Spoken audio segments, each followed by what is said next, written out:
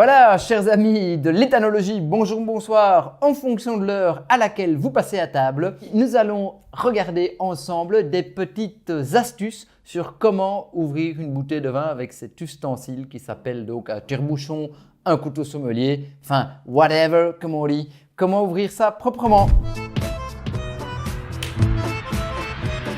Alors, j'ouvre ce vin, j'essaie de l'ouvrir bien. Vous voyez qu'il faut toujours détacher la collerette en dessous du renfoncement du goulot, si vous voulez, en dessous de cette bague qui sert à renforcer le goulot pour ne pas qu'il se casse lorsqu'on enfonce le bouchon. Pourquoi en dessous ? Simplement pour des questions d'hygiène. Ensuite, si vous voulez le faire vraiment tout à fait proprement, vous prenez un petit lito et vous essuyez. Bon, ici, c'est un vin de 2017, donc c'est un vin qui n'est pas extrêmement vieux. Il ne devrait pas y avoir énormément de poussière ou de champignons sur le bouchon. Alors, nous enfonçons la tige dans la bouteille. Et, si possible, vous avez vu que l'air de rien, je n'ai pas tourné la bouteille, c'est bien le tire-bouchon qui tourne.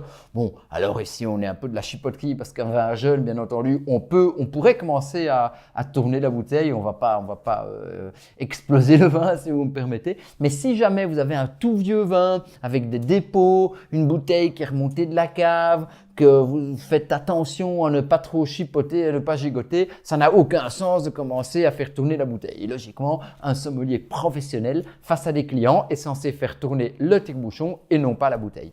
Alors ici, c'est un tire-bouchon à deux crans. Hein. Donc vous pouvez d'abord caler ici tout juste le premier cran. Vous voyez que le premier cran se cale tout juste bien. Et alors, à ce moment-là, vous prenez... moi, je suis gaucher, donc je le fais dans ce sens-là, bien sûr, avec la main gauche.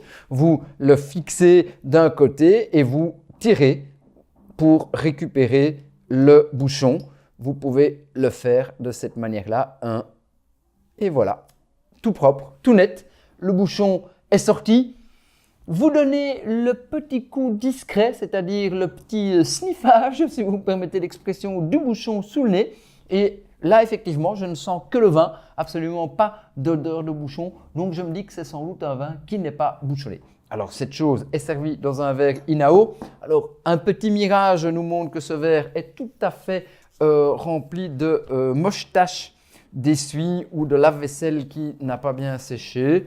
Oh, malheureusement, je n'ai pas 12 Moser à la maison, hein, ça coûte 5 000 €. Donc, si jamais vous voulez me faire un cadeau, vous pouvez toujours m'offrir un osmoseur. L'osmoseur, c'est en fait un appareil qui va purifier l'eau, qui va rendre l'eau tout à fait pure. L'eau est à 100% pure. Vous pouvez à ce moment-là, lorsque le verre est sorti du lave-vaisselle avec osmoseur, le faire sécher et il n'y aura jamais aucune trace. Ici, mon lave-vaisselle est un lave-vaisselle comme l'ensemble des lave-vaisselle, c'est-à-dire un lave-vaisselle classique sans osmoseur. Ici, c'est pas terrible, mais c'est mieux que rien.